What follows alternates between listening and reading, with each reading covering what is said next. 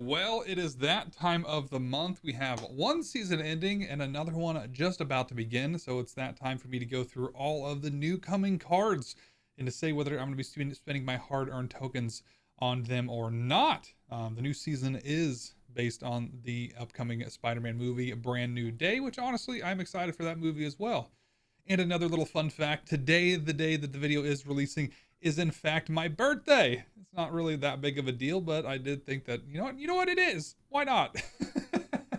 But either way, we also have the old season leaving, and I think out of everything that came this season, Venus is showing that she is honestly going to be a meta mainstay for a while.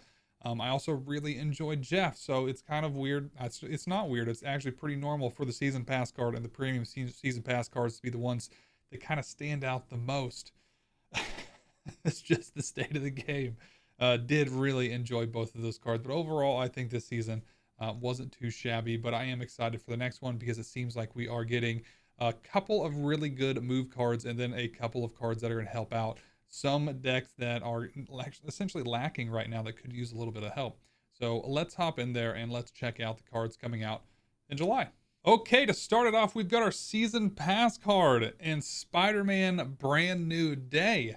He is a 1/2 movable twice. After this moves to a location, give one of your other cards there +1, even unrevealed ones. Which even the unrevealed ones is just, I mean, it's freaking awesome because you can, move him over, hit stuff like Brood, hit stuff like Captain Carter. Even if you're playing them on that turn, you can play him out on one. Have him sit there for a turn, and then, maybe if you're playing Captain Carter on 3, move her over, buff up Captain Carter, and then, later down the road in the match, you can move him over and hit a Brood, or, there's a ton of other different options. I mean, you could do this with, Destroy with Deadpool. Do you want to include him in Destroy? I don't know, but there is the possibility.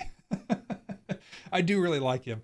I honestly think Rip Nightcrawler, I have a feeling that Spider-Man Brand New Day is going to become the new, I guess, one cost inclusion into a lot of decks because it is really nice that he can give +1 power to things, and the ability to move twice kind of gives him an advantage over the same reason that people have Nightcrawler in their decks. It's nice to have Nightcrawler playing down on certain locations that you have to fill, but also being able to move him out so that you can, essentially still have the ability to win that lane and not lock yourself out.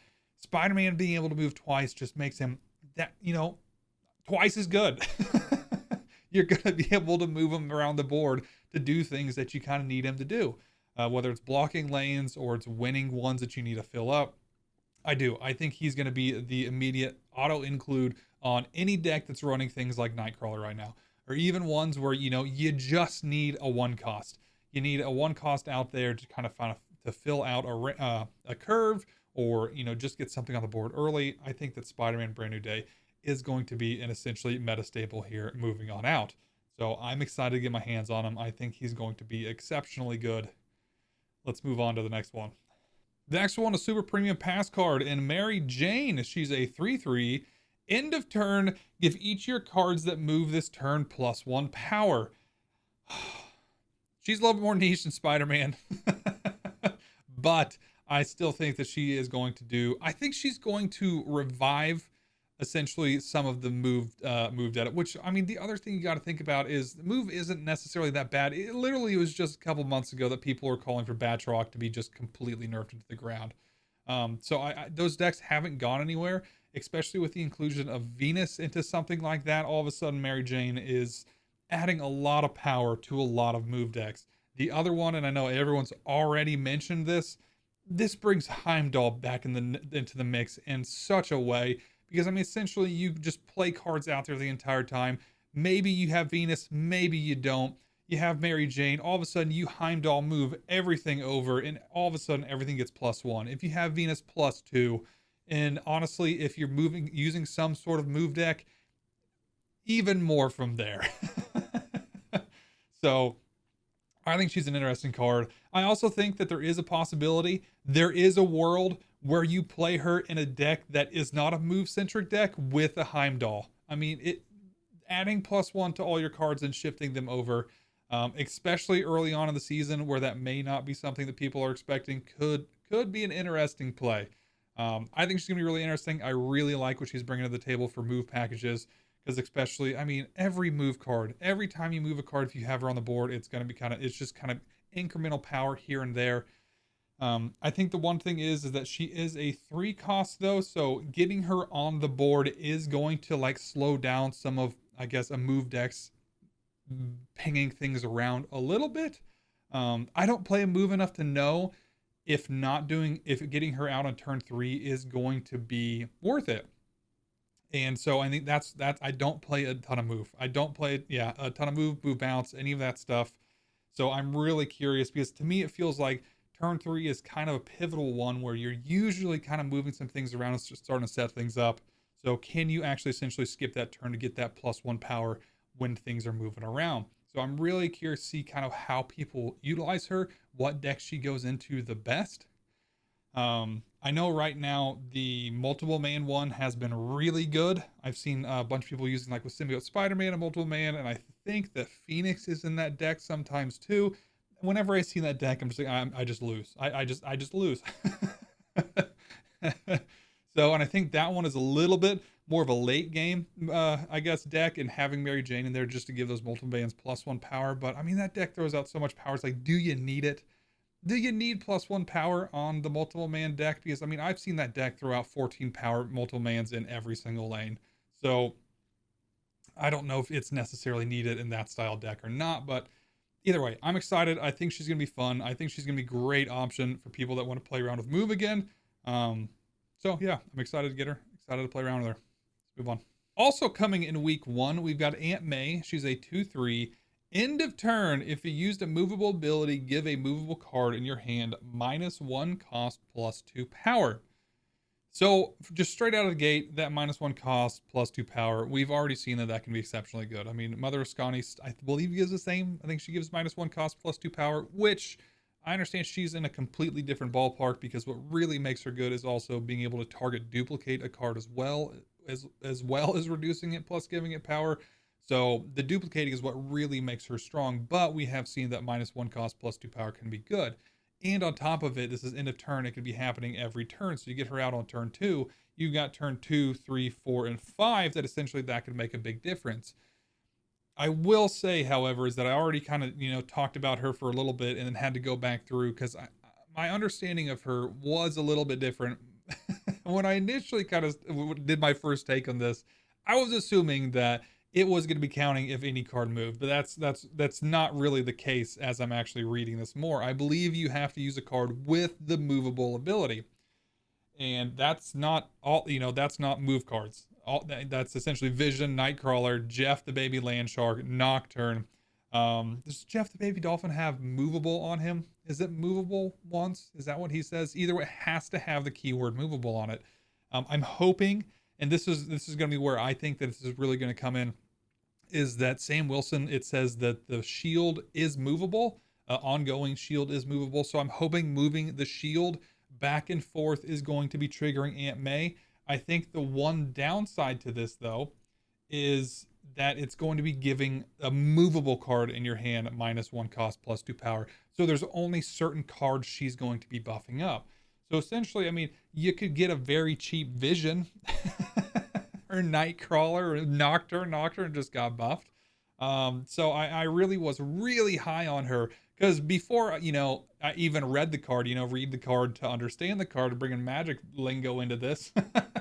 I was assuming is that if something moved each turn, essentially any card that had the ability to move in your hand would also be getting this, but that's not the case. That's too broad. That would actually make her insanely broken and stuff like, a Batroc Silk deck where all of a sudden things are just constantly moving around. And then, you're given a Human Torch or something into your hand, minus cost +2 power. But it does not seem to be the case. But let me know. Let me down in the comments where, am I off on this one? Because honestly, it just does not seem to be as good as I was thinking it was. Because specifically, it's only going to be giving that to a bunch of cards that honestly really aren't game closers. I mean, yeah, it'd be nice if you had a free Vision in hand. What is that? I mean, 3, 4, 5. 3, 4, and 5. I mean, you have a 2 cost Vision with +6 power. I mean, and that's not bad. I mean, I guess I'd say that's not bad. That's kind of good, but is it enough? And yeah, things like Nightcrawler is not going to make that big of a difference. So I'm really curious. I am actually really curious to see how she's going to turn out.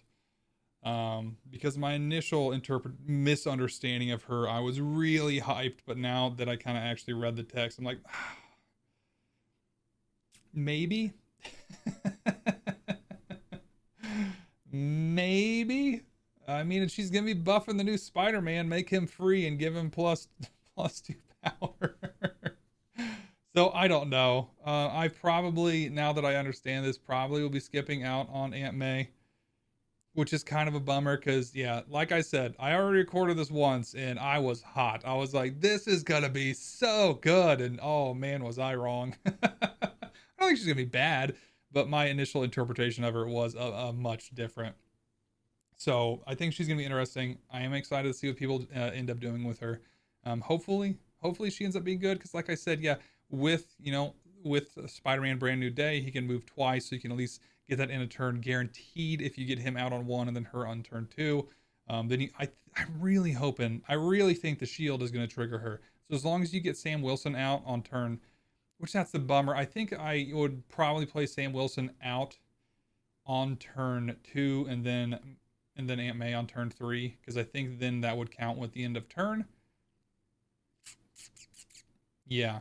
And then if you're just pinging the shield back and forth for the rest of the game, she's just going off each turn. Is how I imagine that she's going to go. But it's what she's targeting, I think, is what's really kind of killing it for me. But either way, that's Aunt May. Yeah, let me know down in the comments if I'm misconstruing this card again. Moving on to next card. And in week 2, we have Tarantula, who's a 2/2. End of turn, if you have the highest power among cards in play, give this and 2 cards in your hand +1 power. I do think there's going to be some decks this guy's really going to enjoy, especially anything that's kind of like rocking Wilson Fisk right now. I mean, or anything where, you're throwing out Martyr or Hydration Robert or whatever, some of those strong one costs. Essentially, TOV is where I have in mind this is going to do very well. Because essentially, in anything you run an Iron Patriot in as well, I mean, decks that run really high cost cards that essentially win lanes is going to be really good with this card. Because, I mean, yeah, you get him out on 2. Hopefully you have a big 1 out, or maybe also they didn't play anything on 2, because some decks are doing that now. It's all towards the end game, especially like Silver Surfer that's rocking the new Storm. And then you're giving him +1, and then 2 cards in your hand +1 power. I mean, that's 3 power over the course of, if you can keep that kind of snowball going, 2, 3, 4, 5, and 6. So I mean, essentially, damn, is that right? 5. So you're adding 15 power.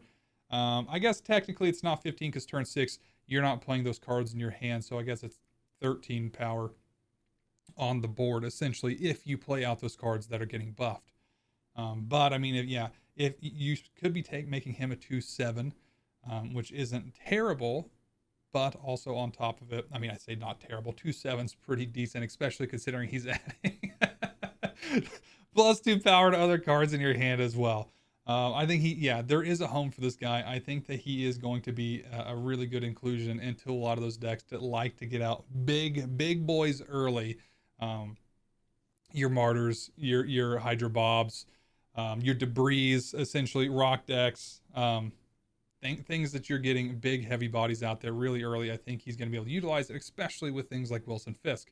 I mean, if you're playing this guy with Wilson Fisk, you get Wilson Fisk out on turn 3 and you're going to be able to hold that buff for quite a while, because I mean, essentially he's just going to keep buffing things, and I think it's just going to kind of snowball into just having some really big cards on the board. So I do like Tarantula. Am I going to get him?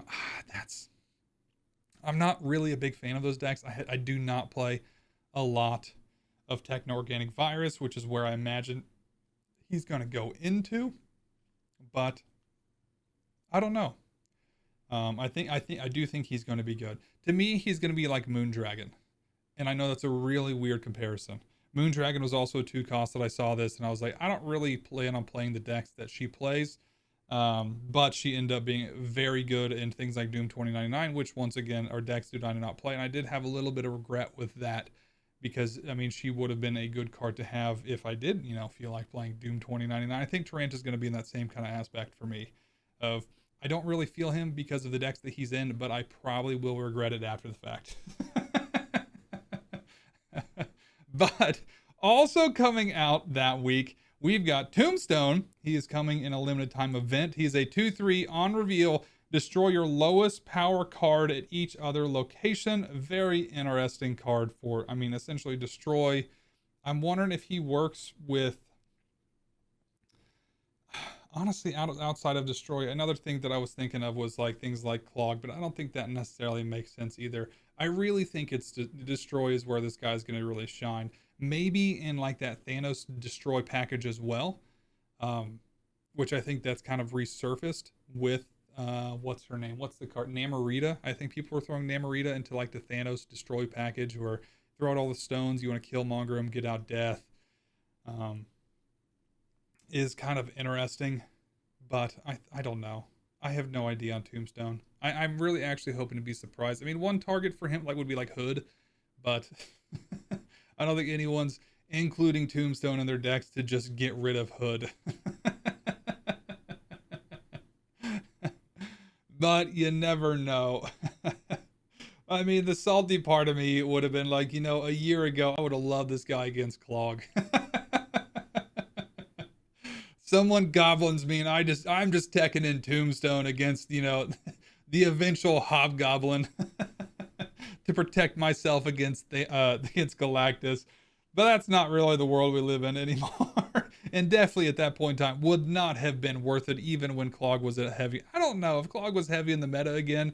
I'd probably tech in Tombstone. That just kind of makes sense to me.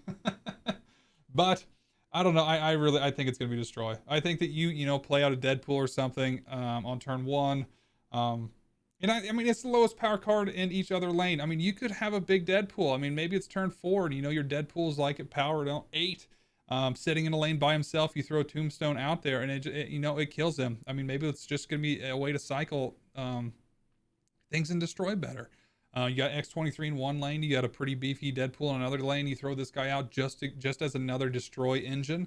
I mean, I can kind of see it, but you'd have to be very careful about where you're putting cards. And, you know, in destroy, sometimes things kind of end up in weird places, especially if you are playing X-23. So, I don't know. I'm kind of really interested to see what people end up playing with Tombstone. But he's Series 4, he's coming with a limited time event, so everyone will be able to get access to him. With a little bit of either gold, but either with gold or a little bit of time investment. So, okay, that's week 2. Let's move it on. And week 3, we've got Boomerang, who's a 2/2. When this returns to your hand, randomly steal 4 power from cards in your opponent's hand. Activate, return this to your hand. Randomly steal 4 power from cards in your opponent's hand. Is it one card? No, it's randomly. It's not randomly steal 4 power from a card in your opponent's hand. I wasn't actually initially thinking that it's just stealing 4 power from a singular card, but I think it's randomly just hitting all the different cards. So I mean, he actually is very much akin, and I've heard people compare him to Scorpion in some way, shape, or form. I was really hoping it was going to be a singular card because in my mind. When I first read this, I was like, I'm just gonna play this out and hit activate immediately just to hit someone's Iska. Just for the memes of it. just kill Iska straight out of the gate. It's not gonna happen often, but when it does, it's gonna be worth it. But no, it is 4 random cards within their hands. So I mean you'd have to get pretty lucky to get that Iska negative in a hand essentially by turn 4. But I mean, I think the thing that I'm excited about Boomerang with is that is he gonna bring bounce back to relevancy? I think bounce has been, I mean, I'm not gonna say it's been gone for a while, especially there's been some Sasquatch variations, especially with Mother Ascani, but is it gonna bring bounce back to the fold? I think that he is a very interesting card because I mean, you play him out there on turn 2, let's say you do activate him immediately. He comes to your hand, all of a sudden he's a 2/6, you play him back out on turn 3. Essentially he's a 4/6. No, okay. He's a 4/6. If the opponent plays all the other cards that have been afflicted, he's a 4/10. But they have to play all the afflicted cards for, you to realize the gains on that. And if you do it again, so let's say you bounce him back with Toxin on turn 3. What is Toxin? I think what I don't know what you can bounce him back on turn 3 with Toxin. Why not? All of a sudden he's in your hand again. You play him out on turn 4. He's going to do it again. So at that point he's a 6. Can't do math. A 6, 10, with the potential of being a 6, 18 once again if the opponent plays all the afflicted cards, which is kind of, I mean, that's good stats. It is. I think that there are going to be people that can figure out how to essentially get this man on the board and off again in a very efficient manner, especially if you're doing things with, in a bounce deck, especially if you can cheat, things like Beast to make him cheaper. You got Toxin out there. I want this guy to be good. I do. I think that he could be a really fun card. I don't play a lot of bounce. I never have. It makes me kind of want to play bounce. I actually do not own Toxin, which is going to be extremely detrimental to my wanting to play bounce. I feel like I'm going to need Toxin in the deck to play this guy. But I do like Boomerang. If I could manage to get my hands on Toxin by week 3 of next month, I think I might pick up Boomerang because it just kind of seems fun. It does. I think that he's a very interesting card. I really like his design. I do like that he has the activate ability to that if you have a bad curve and let's say you don't have Beast or Toxin when you exactly want to bounce Boomerang back, you can make him bounce back himself. My math may be a little shady there on how much power and everything he is bringing to the board, but you know what? I'm not a smart man. I'm speculating here. Speculating about basic math. So I do. I like Boomerang. If I could actually manage, and I think that bounce has been so far out of my comfort zone that I'm missing so many bounce cards. I think it's been the one that I've literally just kind of shifted to the side, and I've just been like, okay, these are the cards I'm not going to get because I just feel like I would not be able to drive this deck well. Because I need Black Swan, I need Toxin, and I feel like those are actually cards that you want in certain kinds of bounce decks. But I do like him. I think Boomerang's going to be really good. I think he's going to be phenomenal in the hands of specific players that are just really, really good with bounce. So I'm excited to see what people do with this guy. Let's move it on. On to week 4. Wow, we got a 5-week season this month.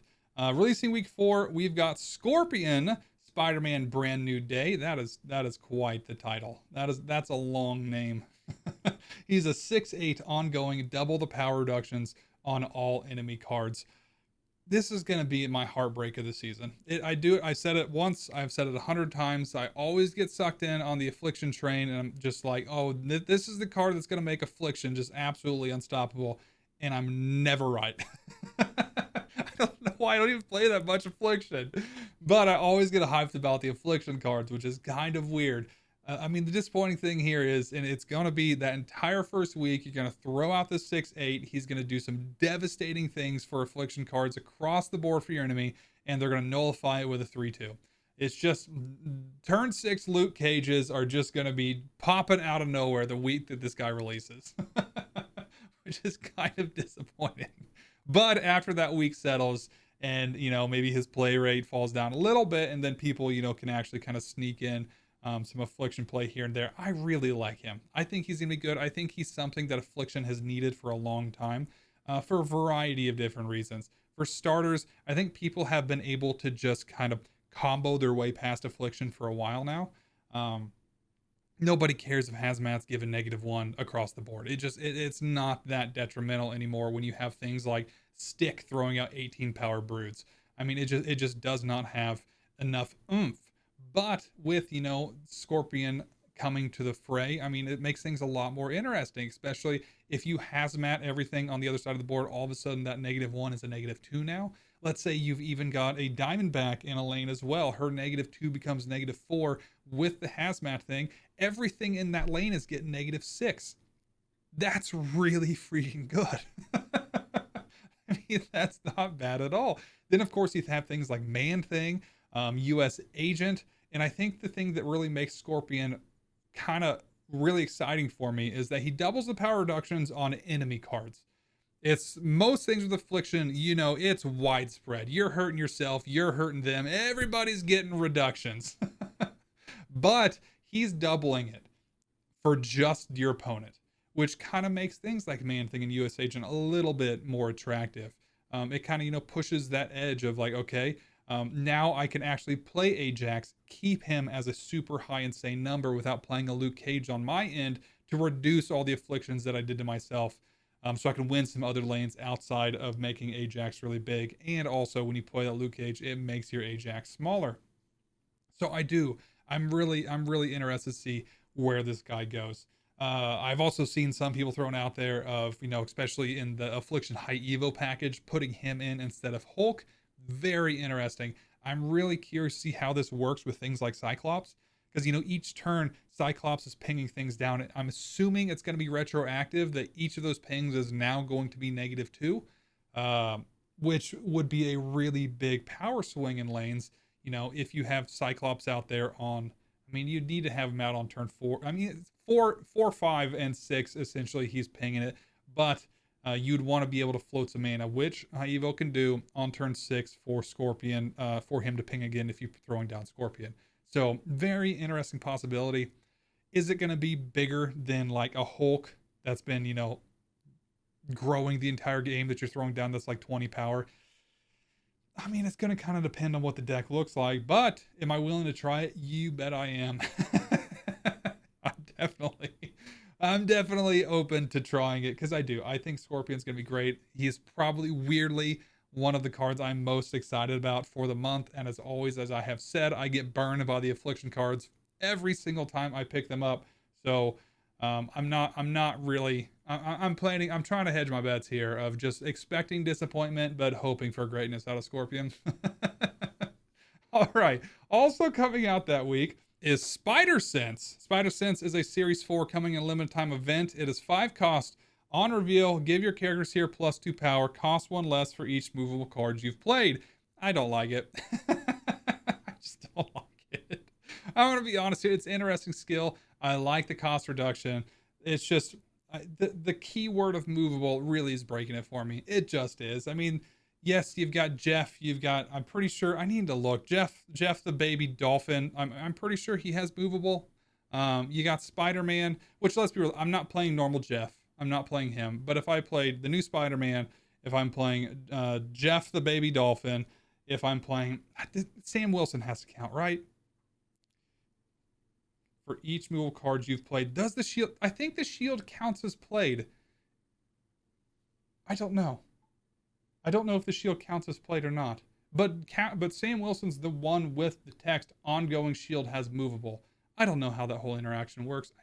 It's honestly just frying my brain this month of trying to figure out how everything works. And I'm sure someone, a lot of you in the comments are going to be like, Dare, you're an idiot. It's not that complicated. But I'm just making it complicated. But yeah, essentially, it's if you are throwing a deck together with all these new movable cards, with the existing movable cards, it's not, if you could get it down, to a 1 cost or whatever, it's not bad. You're essentially playing it on the lane, you're getting +6 power. If you can get it down there for 1 cost, okay. That's okay. It's a demon. I'm not a big fan. I'm not a big fan. Essentially, yeah, if you can get all the cost reductions, you get down to 1. Yeah, if it's 0, if you're playing out 5 movable cards throughout the game and you can get this thing out for no cost, great. 0-6, cool. But I'm really not impressed. But I'm hoping to be, I'm hoping to be surprised by this card. I am. So maybe it'll be good. Maybe I'm completely wrong by it. Maybe, let me know down in the comments of essentially like, Dare, you're a dummy. This is why this card is going to be phenomenal. I just don't see it. All right, let's move on. I'm tired of making fun of this poor card. All right, and the last card of the season, we've got the Sinister Six. It's a 6/12. Game start, the first 6 characters you draw are evil. After you play them all, merge them into this and add this to the last one's location. I'm going to hate this card. I know it. I'm calling it now. It's going to be one of those decks that I just hate. Because essentially, in my mind, it's going to be, you're going to want a bunch of cheap really high powered cards that you can just throw out on the board. You're going to want this thing to show up by like turn 4 or 5, and then you're going to Taskmaster it, and ta-da, that's the game. Or even worse, you're going to Arnim Zola it. I know I'm going to hate playing against this deck. I think honestly there is some interesting things. If you can easily, which you're going to start, yeah, no, very easily. If you have just a bunch of cheap cards in your deck, you have your starting hand and you're just drawing them, you potentially could have this guy out there by turn 3 or 4 if you have just a bunch of one costs. It's definitely a possibility. I mean, it is gonna suck. I mean, that's where you're gonna have to have Arnim Zola and Taskmaster, because if they are one of your 6 cards, that is gonna suck. That is kind of an issue. So there is that possibility, because it's not gonna be with like Man Spider, where I mean, yeah, this is eating the cards. So yeah, if you do have, let's say you just pack it full of a bunch of ones with Arnim Zola, Taskmaster, there's got to be another one. There's got to be some other interaction here that I'm not seeing that people can essentially copy this guy's power, but it may just be those two. But yeah, if they are evil, that's going to be a little bummer. Essentially, both of them in your starting hand, I think you're just cooked. The other possibility, I mean, and I love to say it because I've just been a big fan of this deck for the past couple months now, is Thanos could also be a really interesting possibility. You're drawing a bunch of cards. You're really kind of hoping to get the stones out early. But I mean, even then, you're adding all the stones. I mean, yeah, even if you add all the stones to him, he's still going to be 20 power. He's still going to win a lane, potentially. I do. I think he's going to be interesting. I do. I can't decide if I'm going to get him and I'm going to enjoy him, or if I'm just going to play against him and be annoyed by it constantly like Man Spider. But I mean, Shadow King can stop him. Shank can stop him. I mean, it's going to be a giant one guy sitting in a lane, probably by himself. He's going to be very easily teched against it, and I understand that. But so is Man Spider. But I still constantly lose to that deck constantly. So I think he's gonna be cool. I think he's gonna be fun. I do really like the card design around him. I think it is a cool card design. The Sinister Six is a very iconic, and awesome, I guess, villain in the Marvel Universe. So I think they do deserve to have a card like this. Very, very cool design. I like that it's interesting. And honestly, I'm excited. I am excited to see him. For as much as I've said that I'm going to hate playing against him, I think that he is going to be an interesting card when he comes out that week. But I am on the fence. Not quite sold which way I'm going yet. But moving on. Okay, let's go quick through the summary, which here's a big, actually interesting thing that I actually realized. There's a lot more cards here that I'm passing on than I actually, when I first kind of started glancing through this, I was expecting to. I was expecting myself to get a lot of the cards here this month, and I'm not. But I think the one caveat that I do want to say is that when I actually pass on these cards, I'm saving those tokens to essentially work towards collection complete.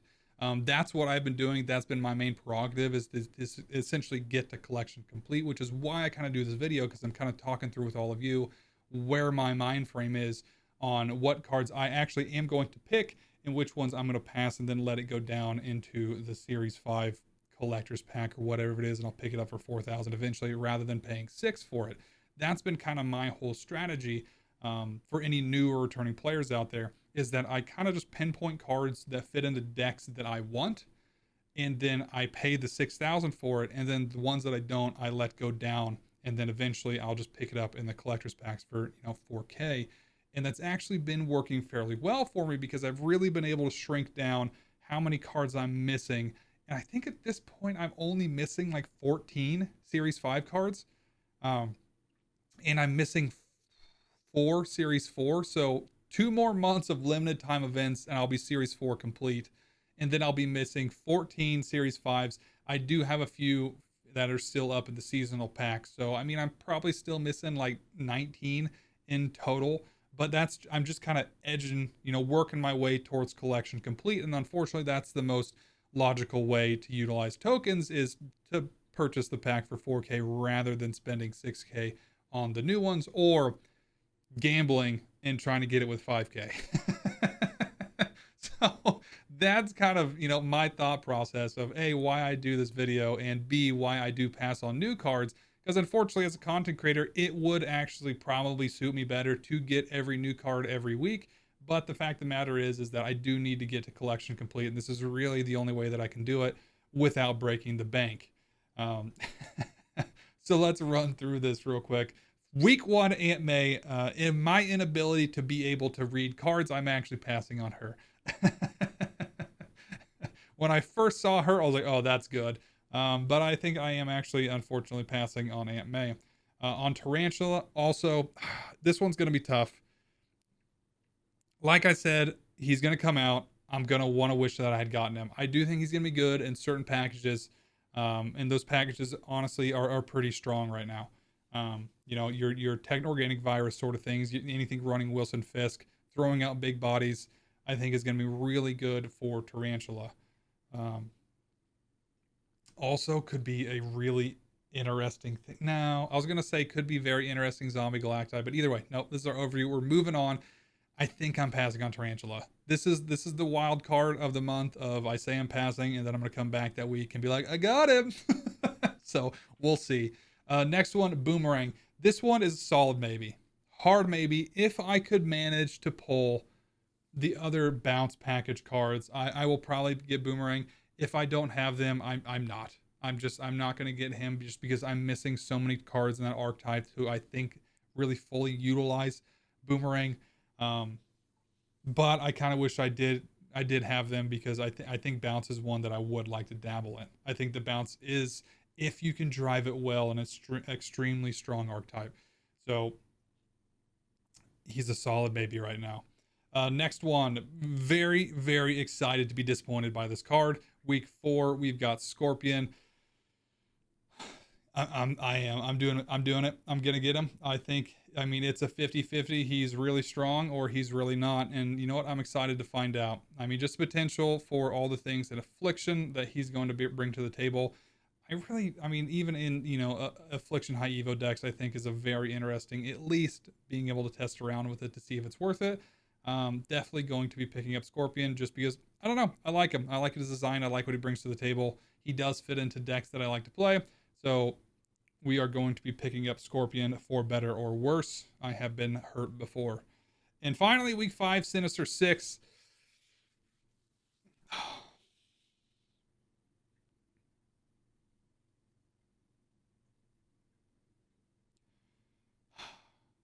Probably. I think it's going to be a meta-defining card. I think it's going to be a meta-defining card in the same way that Zombie Galacti was. Not meta-defining. It's going to be a deck-defining card. Not meta-defining. I don't think the meta is going to gravitationally pull itself around this guy. But I do think he's going to be a deck-defining card. I think he's going to start his own deck archetype. He's going to be in the same vein of stuff like Zombie Galacti. I think he's going to be the same vein of things like Man Spider. So probably just for that sake of, I do think that he is going to start his own deck archetype. So yeah, we'll be getting Sinister Six. Begrudgingly. All right, that's it. I don't even know. This one I feel like was a little bit off the rails. But as always, thanks for watching. I really hope you guys enjoyed it. Hit that like button if you did. Hit that subscribe button if you want to see more of my content. I'll see you guys on the next one.